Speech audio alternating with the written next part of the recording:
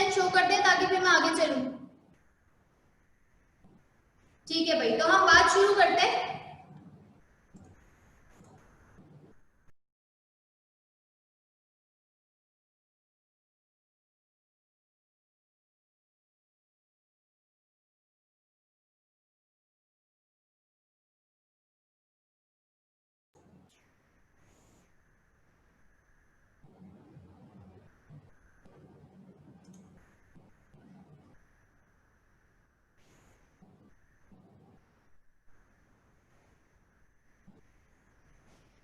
हमारे पास chapter number 1 में एक टॉपिक चल रहा था जिसका नाम था ऑस्मो रेगुलेशन इन प्लांट्स। हमने वो टॉपिक शुगर के साथ जो है वो कल खत्म कर लिया है। ऑस्मो रेगुलेशन इन प्लांट्स के बाद अब आपके पास टॉपिक भी कुछ अलग आ रहा है। अब आपके पास जो अगला टॉपिक होगा बेटा वो होगा ऑस्मो रेगुलेशन इन एनिमल्स। ठीक है भाई, अब आपके पास जो टॉपिक आ रहा है वो है ऑस्मो रेगुलेशन इन एनिमल्स। अब जब बात एनिमल्स की हो रही है तो जाहिर सी बात है ये टॉपिक कौन से पेपर में इंक्लूड होगा? ज़ूलॉजी के पेपर में इंक्लूडेड होगा। आपको मैंने बता दिया था कि इस चैप्टर में हम बार बार बॉटनी पढ़ेंगे, बार बार ज़ूलॉजी पढ़ेंगे। जो चीजें प्लांट के बारे में पढ़ेंगे वो बॉटनी के पेपर में आती है, जो चीजें एनिमल्स के बारे में पढ़ते हैं वो ज़ूलॉजी के पेपर में आती है। तो अब हमारा जो नया टॉपिक है वो है ऑस्मो रेगुलेशन इन एनिमल्स।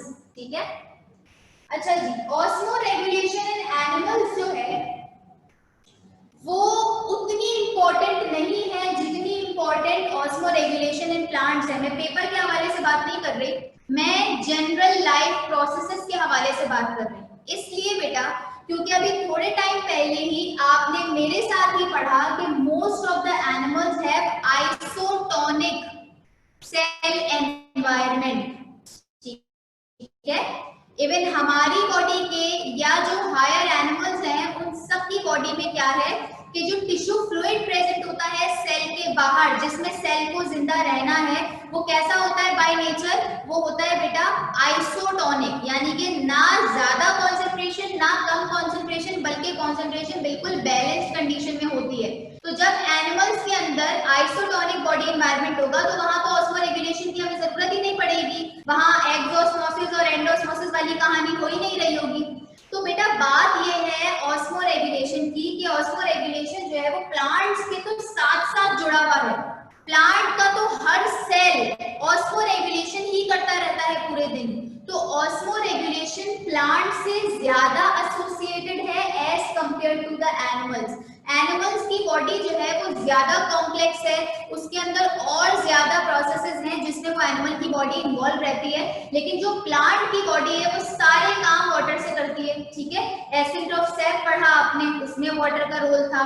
आपने ट्रांसलोकेशन पढ़ी, हालांकि उसमें ट्रांसमिट हमें क्या करना था, हमें ट्रांसपोर्ट करना था फूड मॉलिक्यूल्स को, लेकिन वहां पर भी पानी का ही बल्क फ्लो था जिससे वो फूड जो है वो ट्रांसफर हुआ था एक जगह से दूसरी जगह के ऊपर। उसके बाद आपने तीसरा प्रोसेस पढ़ा था ट्रांसपिरेशन। तो यानी कि सारे के सारे ट्रांसपोर्ट प्रोसेसेस जो कि प्लांट के अंदर हो रहे हैं वो सारे के सारे एसोसिएटेड हैं किससे? वाटर से। फर्टिलाइजेशन पढ़ा था, उसमें वाटर था। सीड डोरमेंसी पढ़ी थी, उसमें वाटर था। जर्मिनेशन पढ़ी थी, उसमें वाटर था। मतलब कोई भी प्रोसेस आप प्लांट के अंदर जो पढ़ते हैं उन तमाम के अंदर जो है वो आपके पास क्या होती है? वाटर की इन्वॉल्वमेंट होती है। तो इस वजह से ऑस्मो रेगुलेशन प्लांट के अंदर ज्यादा हमें नुमाया नजर आती है as compared to the animals. लेकिन ऐसा नहीं है कि एनिमल में ये बिल्कुल काम ना करे। आपको पता है कि हमारी बॉडी के भी जो सेल्स हैं वो 75 से 80, आप कह सकते हैं 85% तक जो है वो वाटर से बने हुए हैं। तो इस वजह से वाटर का रोल है, लेकिन प्लांट की बॉडी से थोड़ा सा कम है। ठीक है, अच्छा जी, अब हम जब भी कभी इस एनिमल वर्ल्ड की बात करते हैं तो हमारे पास दो क्लासेस आ जाती हैं। ठीक है, पहली क्लास आ जाती है हमारे पास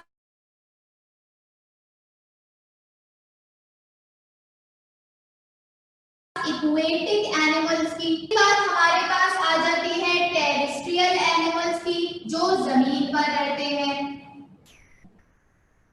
अभी प्लांट्स के अंदर आपने जो 4 टाइप्स पढ़ी थी, किस बेसिस पर पढ़ी थी? On the basis of availability of water. तो आप यहाँ पे यही कह सकते हैं कि अगर एनिमल्स को हम क्लासिफाई करें on the basis of availability of water, तो जिनके पास वाटर अवेलेबल है उनको हम कहते हैं एक्वेटिक एनिमल्स। जिनके पास वाटर अवेलेबल नहीं है, जिनको अपने रोजमर्रा के कामों के लिए वाटर को बचाना पड़ता है, कहीं से ऑब्टेन करना पड़ता है या उसको अपनी बॉडी में कंजर्व करना पड़ता है, तो ऐसे जो एनिमल्स हैं वो क्या कहलाते हैं? वो टेरेस्ट्रियल एनिमल्स कहलाते हैं। Is that clear? तो पहले हम बात कर लेते हैं इक्वेटिक एनिमल्स की। तो भाई इक्वेटिक एनिमल्स की मजीद 2 टाइप्स होती हैं, बहुत अच्छे से आप लोग जानते हैं। प्लांट्स के अंदर भी हमने कल इन 2 चीजों की बात की थी। कुछ एनिमल्स होते हैं जिनको कहा जाता है फ्रेश वाटर, और कुछ होते हैं जिनको कहा जाता है मरीन। ठीक है भाई, इक्वेटिक एनिमल्स भी आपके पास 2 तरह के होते हैं, कुछ कहलाते हैं फ्रेश वाटर और कुछ कहलाते हैं मरीन वाटर। तो सबसे पहले हम पढ़ेंगे osmoregulation in fresh water animals, और उसके बाद फिर हम पढ़ेंगे osmoregulation in marine water animals. ये हमारा आज का टॉपिक है। ठीक है, मरीन वाटर में जो जो चीजें होती हैं, फ्रेश वाटर में जो जो चीजें होती हैं, उनको आप बहुत अच्छी तरह से जानते हैं, क्योंकि हम चैप्टर नंबर 10 बड़ी डिटेल में पढ़कर आए हैं पिछले साल।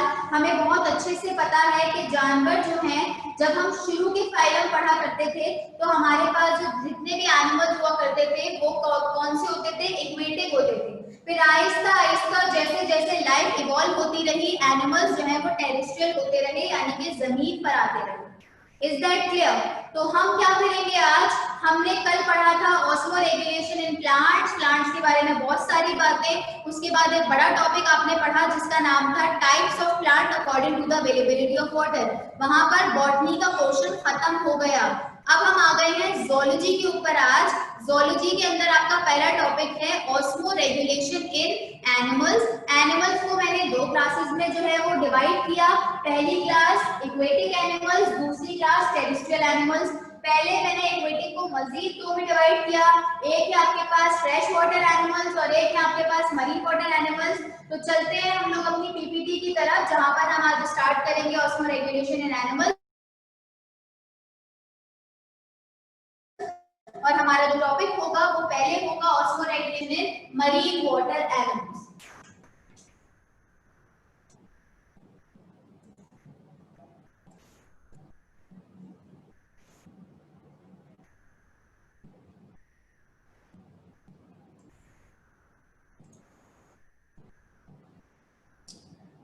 जी, तो ये आपकी कल की जो है वो आखिरी स्लाइड है।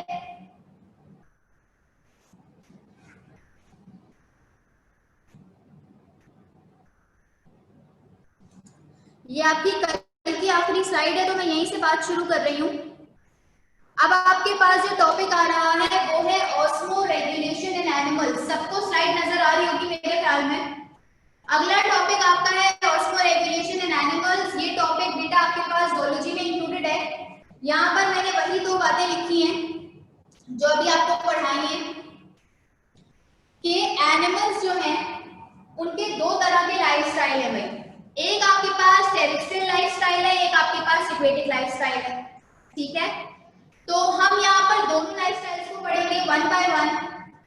उसके बाद मैंने लिखा है there mechanism of osmoregulation is very important. जो एनिमल्स होते हैं उनका ऑस्मोरेगुलेशन का मैकेनिज्म बहुत इंपॉर्टेंट होता है।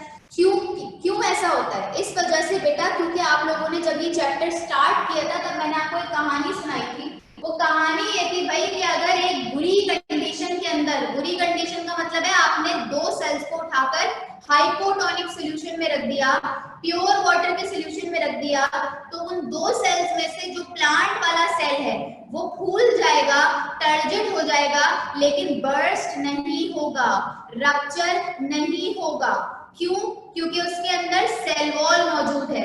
अल्लाह ताला ने नेचुरली प्लांट को सेल वॉल जो है वो गिफ्ट की है, इस वजह से क्योंकि प्लांट का इंटायर मैकेनिज्म जो है वो पानी के आने जाने पर डिपेंड कर रहा था। हमारी ऑस्मोरेगुलेशन इसलिए इंपॉर्टेंट है क्योंकि हमारी बॉडी बनी है एनिमल सेल से, और एनिमल सेल बेचारा थोड़ा सा कमजोर है क्योंकि उसके पास सेल वॉल नहीं है, तो उसकी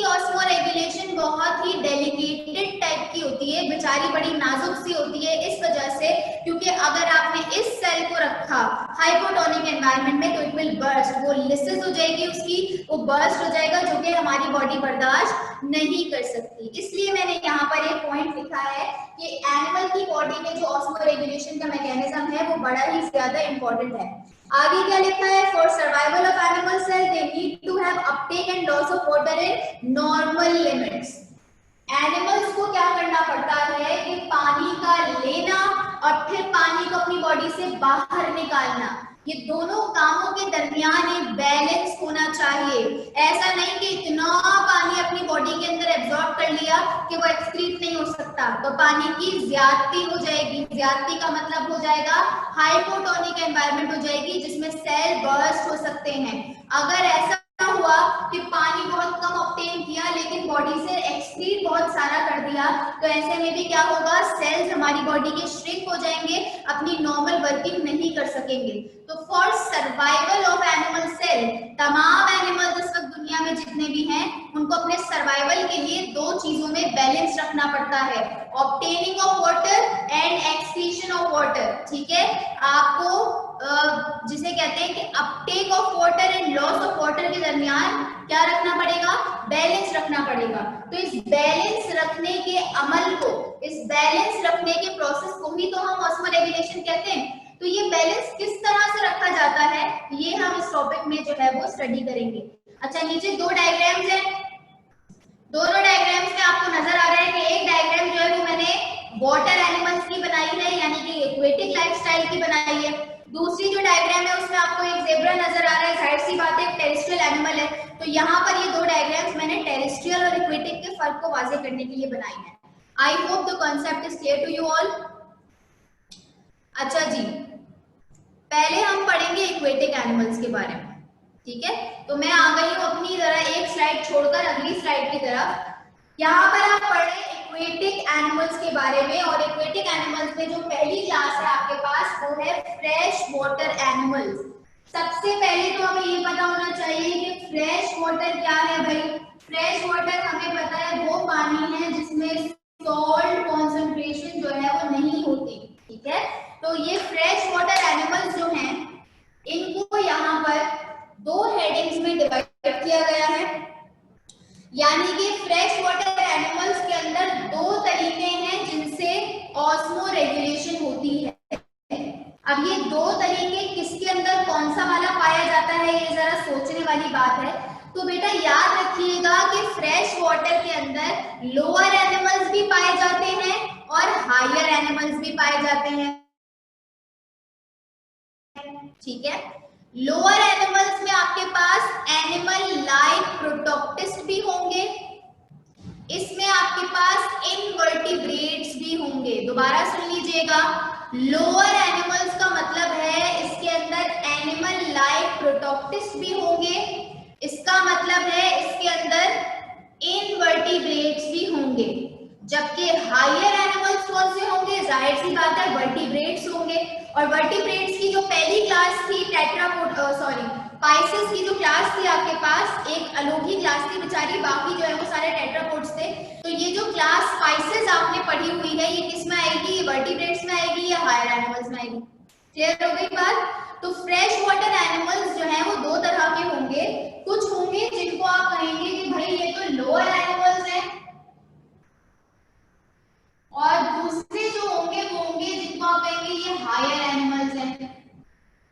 तो इसी वजह से यहाँ पर ऑस्मोरेगुलेशन के आपके पास दो तरीके लिखे हैं। मैं पढ़ रही हूँ पहला तरीका, पहले तरीके के नाम में ही मैंने मेजर बात कर दी है। क्या लिखा है, ऑस्मोरेगुलेशन बाय कॉन्ट्रैक्टाइल वैक्यूल। क्या समझ में आ रहा है नाम से, कॉन्ट्रैक्टाइल, एक ऐसी चीज जो कॉन्ट्रैक्ट और रिलैक्स हो सके। कॉन्ट्रैक्टाइल क्या मतलब हुआ, कॉन्ट्रैक्टाइल का एक ऐसा वैक्यूल, वैक्यूल समझते हैं, ठीक,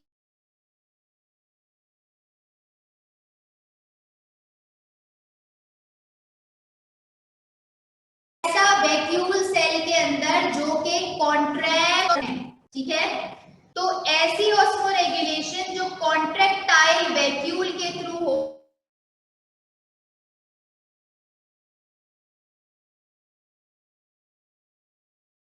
हो रही होगी उसको हम कहेंगे,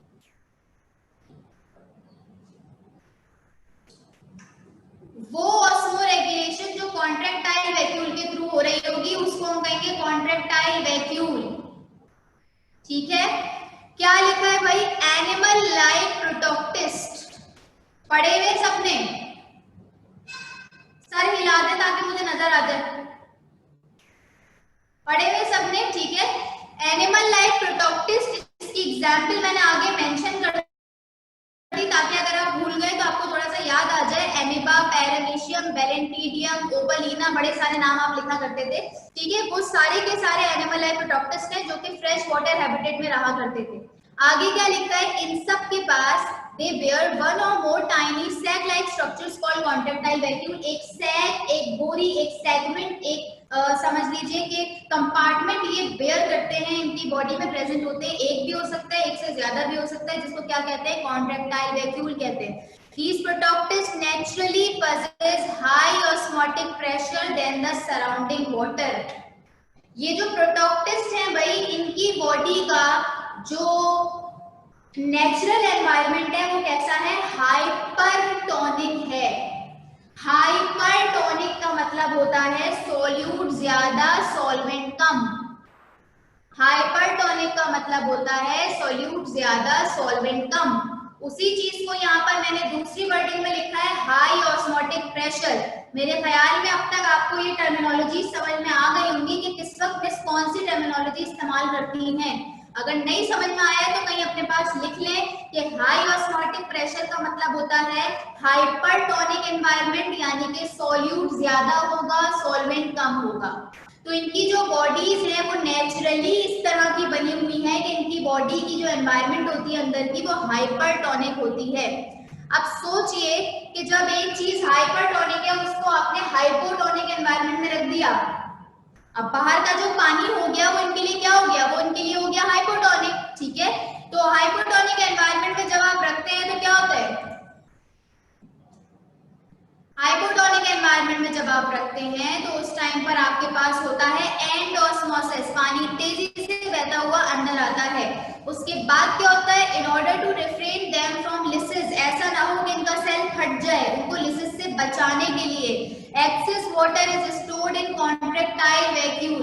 तो जितना भी एक्सेस वाटर होता है वो कॉन्ट्रैक्टाइल वैक्यूल के अंदर जाकर जमा हो जाता है।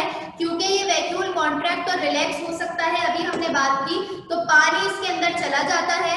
उसके बाद जब दोनों एनवायरनमेंट्स बैलेंस हो जाती हैं, जब ज्यादा पानी अंदर आ गया, अब बाहर और अंदर की एनवायरनमेंट बराबर हो गई, तो अब क्या होगा, अब पोर, एक सुराख, एक पोर प्रेजेंट होता है कॉन्ट्रैक्टाइल वैक्यूल में। अब pore discharges the water in the vacuole outside the body. उसके बाद ये पोर जो है कॉन्ट्रैक्टाइल वैक्यूल में प्रेजेंट है, ये इस पानी को बॉडी से बाहर निकाल देगा, फिर दोबारा से एंडोस्मोसिस होगा, पानी अंदर आएगा। ये एक नॉर्मल प्रोसेस है जो इनकी बॉडी में चलता है। Is that clear to you all? जरा थम्स अप कर दे ताकि मुझे पता चल जाए।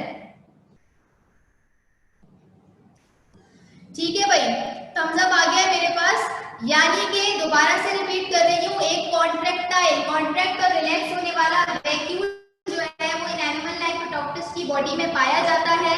पानी इनकी बॉडी के अंदर आता है नेचुरली, क्यों, क्योंकि इनकी बॉडी हाइपरटोनिक इन नेचर है, नेचुरली ही ऐसी है। तो जब हाइपरटोनिक बॉडी होगी तो बाहर से पानी अंदर आएगा, बाहर से पानी अंदर आएगा तो अब सेल्स लाइस हो सकते हैं। इस लिसिस से बचाने के लिए सेल्स तक पानी को नहीं भेजा जाता, बल्कि पानी को एक कॉन्ट्रैक्टाइल वैक्यूल के अंदर भर लिया जाता है, जो कि अपने अंदर सिर्फ पानी भरने का काम कर रहा होता है और फूल जाता है। फूलने के बाद फिर उसके अंदर एक पोर होता है जहां से वो जो है वो एक्सक्रीट आउट हो जाता है when the balance is maintained. अब जरा डायग्राम देखिएगा इसके बिल्कुल ऊपर मैंने एक कॉन्ट्रैक्टाइल वैक्यूल दिखाया हुआ है। पहले जो छोटी सी डायग्राम है व्हाइट कलर की, इसको देखेंगे।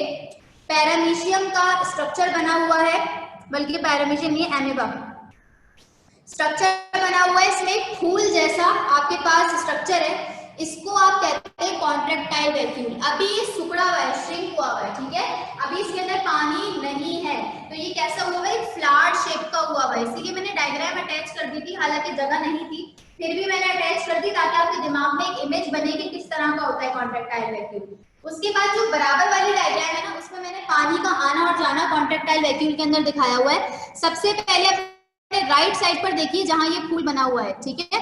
अच्छा, स्टेप नंबर 1 देखते हैं पहले। Water enters due to osmosis, पानी जो है वो अंदर एंटर हो रहा है। उसके बाद पानी इसके अंदर एंटर हुआ, ये पूरा फूल गया, ठीक है। उसके बाद मजीद बड़ा हो गया। उसके बाद जो आखिरी स्टेप है उसमें इसके कॉर्नर से एक कोण दिखाया हुआ है और उससे एरोज जो है वो बाहर पॉइंट आउट किए हुए हैं, जिससे नजर आ रहा है कि पानी जो है वो इस होल के जरिए क्या कहते हैं, बाहर रिलीज हो रहा है बॉडी से, ठीक है। जो बातें अभी मैंने आपको बताई बिल्कुल एग्जैक्टली वही बातें इस डायग्राम के अंदर बहुत इजीली नजर आ रही है। और कॉन्ट्रैक्टाइल वैक्यूल किस तरह प्रेजेंट होता है, कहाँ होता है, उसको दिखाने के लिए मैंने आपके साथ जो है वो एक एनिमल भी अटैच कर दिया है, जिसके अंदर बहुत अच्छा सा कॉन्ट्रैक्टाइल वैक्यूल नजर आ रहा है, ठीक है। आई होप कि ये पॉइंट आपको क्लियर हो गया होगा। अगला तरीका फ्रेश वाटर के अंदर, अभी हम मरीन वाटर में नहीं आए हैं, अभी हम हैं फ्रेश वाटर के अंदर। फ्रेश वाटर में अगला तरीका जो है वो आपके पास कहलाता है osmo regulation bye dilute urine. अब ये क्या कहानी है तो भाई पढ़ लेते हैं। डाइल्यूट का मतलब क्या होता है, एक ऐसी चीज जिसमें पानी ज्यादा मिला दिया गया हो, ठीक है। बच्चे को कोल्ड ड्रिंक देनी है, बच्चा कोल्ड ड्रिंक मांग रहा है, अम्मा क्या करती है, एक घूंट कोल्ड ड्रिंक डाली, बाकी पानी भर दिया, बच्चा भी खुश अम्मा भी खुश, ठीक है। तो क्या करते हैं, डाइल्यूट कर देते हैं चीजों को। कोई चीज अगर बहुत ज्यादा गाढ़ी हो रही होती है तो हम ऑटोमेटिकली उसके अंदर पानी डाल देते हैं ताकि वो थोड़ी सी पतली हो जाए। तो इसी तरह से डाइल्यूट यूरिन रिलीज करती हैं ये फिशेस। कैसे करती हैं अभी हम पढ़ते हैं। Higher animals like fishes, fresh water में पाई जाने वाली तमाम तरह की मछलियां, हायर एनिमल्स में मछलियां आ जाएंगी। तमाम तरह की मछलियां जो फ्रेश वाटर में पाई जाती हैं उनके बारे में यहाँ पर बात कर रहे हैं। ये क्या करते हैं, they naturally possess hypertonic body environments than their surroundings. वही बात हो गई जो अभी ऊपर की थी, वहां मैंने लिखा इनकी बॉडीज में हाई ऑस्मोटिक प्रेशर होता है। यहाँ मैंने उसी बात को दूसरी वर्डिंग में लिख दिया, क्यों, तुम लोगों को कंफ्यूज करने के लिए, ताकि तुम्हारे दिमाग में बात बैठे कि मिस एक ही बात बताना चाह रही है, लेकिन मिस ने दो अलग अलग लफ्ज इस्तेमाल किए ताकि पेपर में एमसीक्यू के सवालों में कोई और लफ्ज इस्तेमाल हो जाए तो ऐसा ना हो कि ये तो हमने किया ही नहीं है, ये तो हमें आता ही नहीं है, ठीक है। तो अब यहाँ पर भी वही बात है कि इनकी बॉडीज भी नेचुरली कैसी होती हैं, they are hypertonic in nature. Hypertonic का मतलब सोल्यूट ज्यादा सॉल्वेंट कम। तो बाहर की एनवायरनमेंट कैसी हो गई, हाइपोटोनिक, पानी अंदर आएगा, एक्सऑस्मोसिस होगा। तो अब क्या होगा भाई, लिखा है which leads to endosmosis, फिर क्या होगा, पानी अंदर आएगा। उसके बाद क्या लिखा है, अब ये क्या करती हैं, ठीक है, इनके पास कॉन्ट्रैक्टाइल वैक्यूल नहीं है तो ये क्या करते हैं, they pass large amounts of dilute urine. ये फिशेस जैसे ही इनकी बॉडी में पानी भरने लगता है ये उसी टाइम यूरिन पास करती हैं जो कि बेइंतहा डाइल्यूट होता है। हमारी बॉडी का यूरिन कैसा होता है, इट इज वेरी कॉन्सेंट्रेटेड, ठीक है। उसमें बहुत सारी चीजें होती हैं, उसमें आयंस होते हैं, उसमें यूरिया का जो है क्या कहते हैं अमाउंट होता है, बहुत सारी चीजें हमारे यूरिन में प्रेजेंट होती हैं। एपिथेलियल सेल्स आ जाते हैं बाज दफा, पस सेल्स भी होते हैं बाज दफा। तो बहुत सारी चीजें हमारे यूरिन में एक्सक्रीट हो रही होती हैं, आयंस होते हैं, ठीक है। ग्लूकोज भी हो सकता है, बहुत सारी चीजें हो सकती है, प्रोटीन भी हो सकते हैं, कोई बीमारी हो तो ग्लूकोज भी हो सकता है। लेकिन इनका यूरिन कैसा होता है, डाइल्यूट, यानी कि उसके अंदर सॉल्यूट ना होने के बराबर होता है, खाली पानी ही पानी रिलीज हो रहा होता है, ठीक है। They pass large amounts of dilute urine along with the urine. अब जब यूरिन पास होगा, ठीक है, तो किसी ना किसी एक्सक्रीटरी स्ट्रक्चर से पास होगा, ठीक है। तो उस एक्सक्रीटरी स्ट्रक्चर के थ्रू जब पानी बॉडी से बाहर जाता है तो उसके साथ साथ कुछ काम के आयंस भी चले जाते हैं, ठीक है। अगर हमारी बॉडी से एक्सेस वाटर लॉस होता है तो क्या होता है, ओआरएस पिलाया जाता है। डायरिया होता है तो क्या होता है, जिस्म का पानी निकल गया भाई, गैस्ट्रो हो गया तो जिस्म का पानी निकल गया, तो क्या करते, ओआरएस पिलाते हैं। बच्चों को हो जाए तो पीडियालाइट पिलाते हैं। क्या होता है, वो नमकियात, इलेक्ट्रोलाइट्स बढ़ाने की कोशिश करते हैं। तो इनकी बॉडी में भी जब हाई अमाउंट रिलीज होता है डाइल्यूट यूरिन का तो उसके साथ कुछ काम के आयंस भी रिलीज हो जाते हैं। तो फिर क्या किया जाता है, which they absorb back by their gills. इनके गिल्स के अंदर कुछ स्पेशल सेल्स होते हैं जो उन आयंस को वापस खींच लेते हैं उस डाइल्यूट यूरिन में से। ठीक है भाई, कहानी समझ में आई? क्या बताया मैंने कि जो हायर एनिमल्स होंगे फ्रेश वाटर के अंदर, वो किस तरह से ऑस्मोरेगुलेशन करेंगे। उनके अंदर बेटा मौजूद होगा, उनके अंदर जो है वो हाइपरटोनिक बॉडी एनवायरनमेंट होगी, जिसकी वजह से पानी बॉडी के अंदर आएगा, एंडोस्मोसिस करेगा। अब इस पानी को कैसे बाहर निकालें? अगर बॉडी के अंदर रहा तो सेल्स रप्चर हो जाएंगे, तो उसको बाहर निकालने का तरीका क्या है? They pass large amounts of dilute urine, वो डाइल्यूट यूरिन रिलीज करेंगे, जिससे क्या होगा? एक्सेस वाटर बॉडी से बाहर चला जाएगा, लेकिन बार दफा उसके साथ काम के आयंस भी बाहर जा सकते हैं, तो उन आयंस को गिल्स के अंदर मौजूद स्पेशल सेल से वापस बॉडी के अंदर एब्जॉर्ब कर लिया जाता है। तो फ्रेश वाटर एनिमल्स जो हैं आपके पास, उनका आपने ऑस्मोरेगुलेशन पढ़ लिया। ठीक है, एक आपने पढ़ लिया लोअर एनिमल्स के बारे में जिनके अंदर कॉन्ट्रैक्टाइल वैक्यूल है। जिनके अंदर कॉन्ट्रैक्टाइल वैक्यूल नहीं है, उन तमाम के अंदर क्या रिलीज होगा? डाइल्यूट यूरिन रिलीज होगा। Is that clear to you all? सबको समझ में आया डाइल्यूट यूरिन का जो है क्या कहते हैं प्रोसेस, और इसके अलावा कॉन्ट्रैक्टाइल वैक्यूल का प्रोसेस? जी,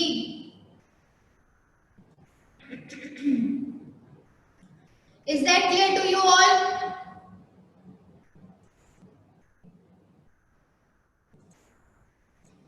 चलिए भाई अगली स्लाइड पर चलते हैं। अब आ रही है आपके पास मरीन वाली फिशेस। ठीक है, एक्वेटिक एनिमल्स की हेडिंग है हमारे पास, लेकिन अब हम पढ़ रहे हैं osmoregulation in marine animals. Marine animals का दिमाग में आते ही पहला ख्याल आना चाहिए सॉल्ट कॉन्सेंट्रेशन। और सॉल्ट क्या होता है? सॉल्ट होता है एक सॉल्यूट। जब सॉल्ट की कॉन्सेंट्रेशन ज्यादा होगी तो बॉडी की एनवायरनमेंट सराउंडिंग की एनवायरनमेंट के मुकाबले में क्या होगी? हाइपोटोनिक होगी।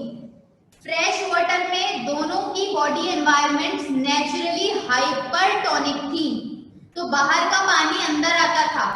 यहाँ पर तो ऑटोमेटिकली बाहर के एनवायरनमेंट में नमक भरा पड़ा हुआ है, तो वो तो ऑलरेडी हाइपरटोनिक है। तो अब क्या कंडीशंस होंगी? अब कंडीशंस बहुत अलग होंगी फ्रेश वाटर के मुकाबले में। इसीलिए कहते हैं मीठे पानी की मछली है, खारे पानी की मछली है, इसी वजह से, क्योंकि आप ये मैकेनिज्म को चेक करें, अगर किसी के अंदर इस तरह के मैकेनिज्म मौजूद नहीं होंगे तो क्या वो ऑर्गेनिज्म दूसरे पानी में सर्वाइव कर सकता है? क्या एक fresh water fish marine water में सर्वाइव कर सकती है? बिल्कुल भी नहीं कर सकती। इस वजह से, क्योंकि उसकी ऑस्मोरेगुलेशन में फर्क है। अच्छा जी, मरीन वाटर एनिमल्स के अंदर यहाँ पर मैंने लिखे हुए हैं 3 तरीके। ठीक है, there are 3 ways by which osmoregulation takes place in the marine animals। अच्छा जी, क्या क्या है भाई? अब हमने यहाँ पर फिशेस को 2 ब्रांचेस में डिवाइड कर दिया है। आप बहुत अच्छी तरह से पढ़कर आए हैं, स्पाइसेस की 2 क्लासेस थी, 2 ग्रुप से, ऑस्टिकथाइस एंड कॉन्ड्रिक्थाइस। याद आया? ऑस्टिकथाइस कौन सी होती थी? जिनके अंदर बोन प्रेजेंट होती थी, इनको बोनी फिशेस कहा जाता था। स्केल्स में फर्क था, ऑपर्क्यूलम, बहुत सारी चीजें थी, पढ़ी हुई आपने। दूसरी फिशेस आपके पास है कार्टिलेजिनस फिशेस, जो बड़ी वाली होती थी, शार्क, रे, ये सारी क्या होती थी? कार्टिलेजिनस फिशेस होती थी। तो अब हम इनको इनकी क्लासेस के मुताबिक पढ़ेंगे। तो पहली हेडिंग क्या नजर आ रही है? ऑस्मोरेगुलेशन इन बोनी फिशेस, यानी कि मैं ऑस्टिकथाइस की बात कर रही हूँ। क्या लिखा है भाई? Osteichthyes naturally possess hypotonic body environment. अभी मैंने बात की, जब बाहर इतना नमक होगा तो बॉडी की एनवायरनमेंट कैसी होगी? हाइपोटोनिक की होगी। तो इनके पास एनवायरनमेंट कैसी होती है? हाइपोटोनिक बॉडी एनवायरनमेंट होती है। So they lose water by exosmosis। तो इनकी बॉडी में एंडोस्मोसिस नहीं होता, बल्कि क्या होता है? एक्सोस्मोसिस होता है, पानी बॉडी से बाहर जाता है। which is why they drink huge amount of water। ये पानी की कमी को पूरा करने के लिए क्या करती है भाई? बहुत सारा पानी पीती है, इनका मुंह खुला ही रहता है। समंदर के अंदर ऑस्टिकथाइस जो होती है उनका मुंह खुला ही रहता है, क्योंकि वो मुस्तकिल पानी पी रही होती है। They drink huge amount of water. अब क्या है? मरीन वाटर है सॉल्ट। अब इस पानी में actively excrete out, actively by the expense of energy. जब वो पानी पीती हैं तो उस वक्त उनको पानी चाहिए होता है, उनको नमक नहीं चाहिए होता। लेकिन जब वो पानी पिएंगी तो जाहिर सी बात है ऑटोमेटिकली नमक भी आएगा उनकी बॉडी में, क्योंकि जिस पानी को वो पी रही है वो मरीन वाटर है। तो अब जब नमक उनकी बॉडी में आएगा तो वो क्या करेंगी, एक्टिवली एनर्जी लगाकर उसको एक्सक्रीट आउट करेंगी by special excretory cells in their gills. उनके गिल्स में कुछ स्पेशल एक्सक्रीटरी सेल्स प्रेजेंट होते हैं जिससे वो इस नमक को अपनी बॉडी से बाहर निकाल रही होती हैं। इसके अलावा यूरिन की भाई क्या बात है, तो यूरिन जो है वो जाहिर सी बात है इनको ह्यूज अमाउंट में नहीं रिलीज कर सकती, डाइल्यूट यूरिन नहीं रिलीज कर सकती, क्योंकि ऑलरेडी पानी नहीं है उनके पास, उनकी बॉडी से पानी बाहर जा रहा है, एक्सऑस्मोसिस हो रहा है, बाहर से पानी पी रही है तो उसमें नमक आ रहा है, उनको भी एनर्जी लगाकर बाहर निकालना पड़ रहा है। तो यहाँ तो पानी की कमी है, सही है, वही हेलोफाइट्स वाला हाल, समंदर में रहकर भी प्यासे। तो अब यहाँ पर क्या होगा, एक्टिवली उसको रिलीज कर रही है नमक को बाहर, और यूरिन जो है वो ये बहुत स्मॉल अमाउंट में और कॉन्सेंट्रेटेड रिलीज करती है, यानी कि उसमें पानी की मिकदार बहुत कम ना होने के बराबर होती है, in order to conserve water. ठीक है, फ्रेश वाटर फिशेस क्या कर रही थी, large amounts of dilute urine, और ये क्या कर रही हैं, ये रिलीज कर रही है small amount of concentrated urine. देखें डिफरेंस आपके सामने आता जा रहा है फ्रेश और मरीन वाटर का। अगली फिशेस हमारे पास है कार्टिलेजिनस फिशेस, यानी कि कॉन्ड्रिक्टाइल्स की बात कर रहे हैं। इनका क्या मैकेनिज्म है भाई, chondrichthyes naturally possess hypertonic body environment. अच्छा भाई, अब ये आ गई है बहुत डिफरेंट बात। पानी में वैसे ही सॉल्ट की कॉन्सेंट्रेशन बहुत ज्यादा है, तो पानी तो वैसे ही हाइपरटोनिक है, लेकिन कार्टिलेजिनस फिशेस जो हैं उनके अंदर इतना सॉल्यूट भरा हुआ है कि वो अभी भी बाहर के पानी से ज्यादा कॉन्सेंट्रेटेड है, यानी कि हाइपरटोनिक एनवायरनमेंट में होने के बावजूद उनकी बॉडीज नेचुरली मजीद हाइपरटोनिक है। बात समझ में आ रही है? मैंने पिछली क्लास में क्या कहा, बोनी फिशेस में, कि इनकी एनवायरनमेंट नेचुरली हाइपोटोनिक होती है। क्यों? क्योंकि बाहर जो है वो नमक इतना ज्यादा है कि इनकी बॉडी के अंदर जो है वो नमक कम है या सॉल्यूट कम है, तो ये होगा हाइपोटोनिक। लेकिन जो कार्टिलेजिनस फिशेस हैं उनके अंदर हाई जो नमक है उससे भी ज्यादा सॉल्यूट इनकी अपनी बॉडी के अंदर। अब आएगा मजा, क्योंकि अब आइए जबरदस्त वाली बात कि ऑलरेडी बॉडी हाइपरटोनिक है। हाइपरटोनिक क्यों है ये भी मैं अभी बताती हूँ आपको। Naturally possess hypertonic body environment, जब हाइपरटोनिक एनवायरनमेंट होगी तो क्या होगा, एंडोस्मोसिस होगा। So they let in water by endosmosis, पानी एंडोस्मोसिस से अंदर आ जाता है। They do not have any problem regarding water loss. इनके अंदर वाटर का कोई भी इतना इशू नहीं है। जैसे ऊपर वाली क्लास में समंदर में रहकर भी प्यासे थे, पानी मिल ही नहीं रहा था, 10 तरह के प्रॉब्लम जो है फेस करने पड़ रहे थे पानी को लेने के लिए। तो यहाँ पर क्या है, they do not have any problem regarding the water loss. इनको कोई प्रॉब्लम नहीं है वाटर लॉस का। क्यों? Because they store high concentration of urea in their bodies. Hypertonic क्यों है ये? जब बाहर का पानी नमकीन है, बाहर का पानी हाइपरटोनिक है, तो फिर ये हाइपरटोनिक कैसे हैं? इनको तो हाइपोटोनिक होना चाहिए था। तो इनकी बॉडीज को हाइपरटोनिक करने के लिए यूरिया स्टोर करती हैं ये फिशेस अपनी बॉडी के अंदर। यूरिया स्टोर करने से क्या होगा, यूरिया स्टोर करने से बॉडी जो है वो हाइपरटोनिक इन नेचर हो जाएगी। ये यूरिया कहाँ स्टोर होती है बेटा, ये यूरिया किडनीज में स्टोर होती है, ये यूरिया किडनीज में स्टोर होती है। ठीक है, आपको मैंने क्या बताया, ये अपने अंदर यूरिया स्टोर करते हैं जिससे इनकी बॉडी हाइपरटोनिक इन नेचर हो जाती है, जिसकी वजह से बाहर का थोड़ा ही पानी इनकी बॉडी के अंदर आता है जो ये इजीली मैनेज कर लेते हैं, और इस तरह इनको वाटर लॉस और अपटेक का कोई भी प्रॉब्लम फेस नहीं करना पड़ता।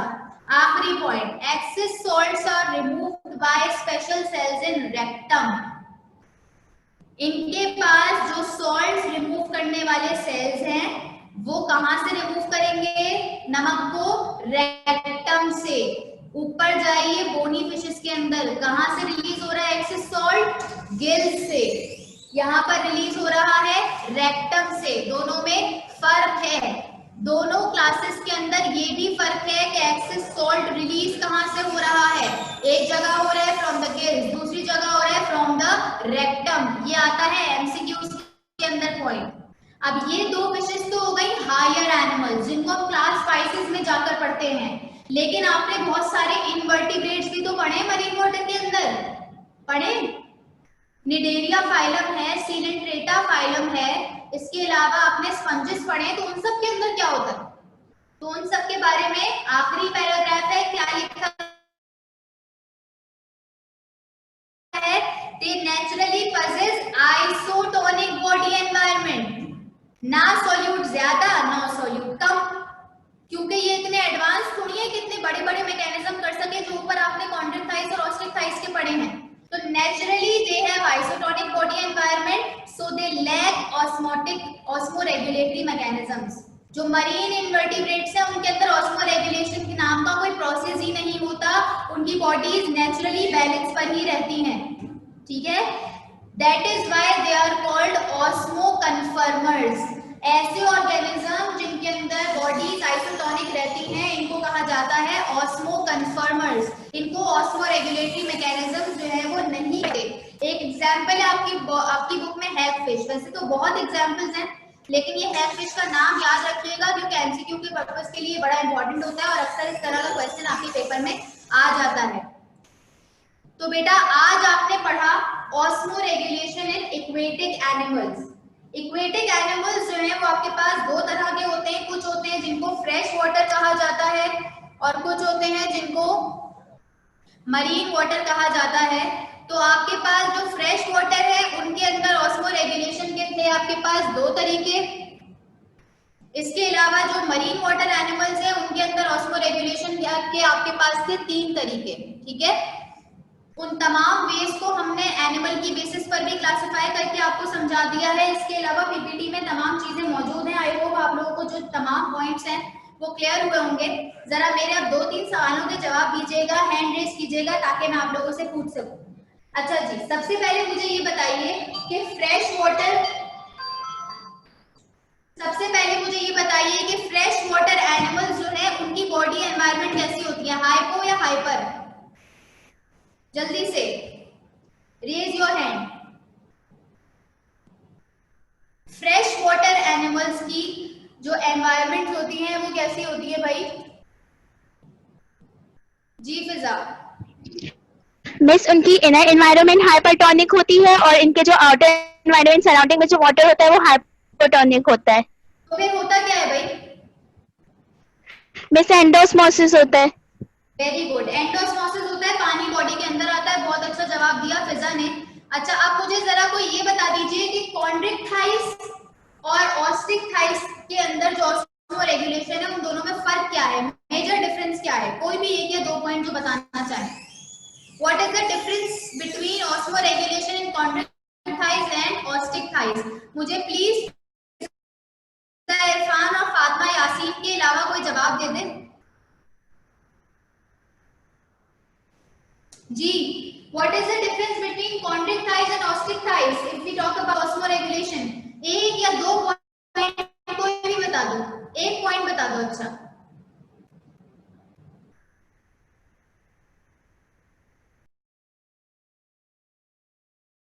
जी भाई, जल्दी जल्दी।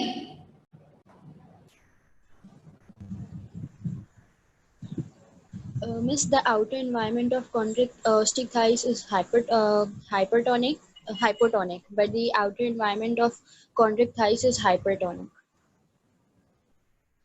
जी और कोई difference?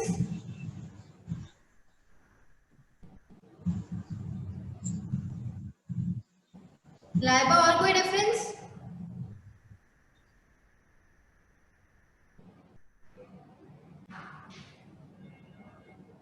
Laiba can you hear me?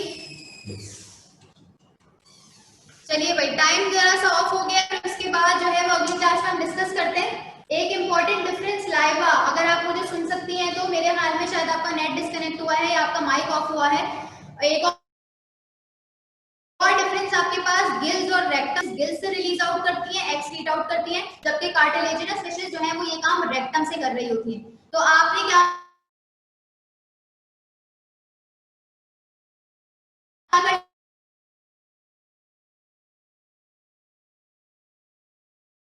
तब तक के लिए अपने और इस चीज को थोड़ा सा रिवाइज कर लीजिएगा साथ साथ, ताकि हमारी जो है टॉपिक जो है वो साथ साथ कवर अप होते रहें। If there is any problem regarding the lecture तो आप ग्रुप पर मैसेज कर कर मुझे बता सकते हैं। कोई भी इशू, कोई भी ऐसी बात जो आपको समझ में ना आई हो तो आप वहां पर मेंशन कर दें ताकि मैं उसका आंसर दे सकूं। ठीक है बेटा।